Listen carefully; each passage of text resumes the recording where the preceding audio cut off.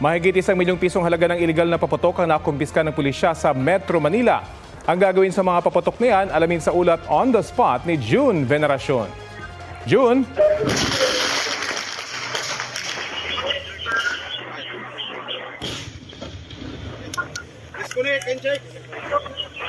Rafi, ang dalawang pagsabog na yan ay mula sa illegal na paputok na kung tawagin ay Goodbye Philippines.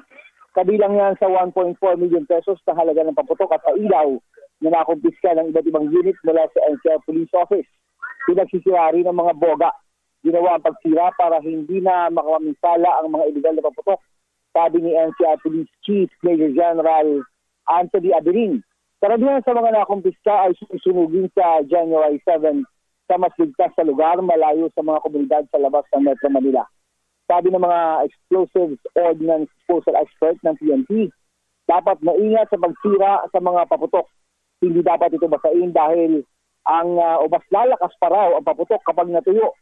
Ang nasabog na Goodbye Philippines ngayong araw, Rafi, ay ang paputok na sinasabing nakapatay sa isang bata sa Tondo, Maynila. May nag-iwan umano ng paputok bago paglaruan ng mga bata. Sabi ni Major General Aberin, meron na silang persons of interest na nag-iwan ng illegal na paputok. Kapag natukoy kung sino ang nag-iwan, pwede raw siyang makasuhan, sabi ni Aberin. Copy? Maraming salamat, June Veneracion.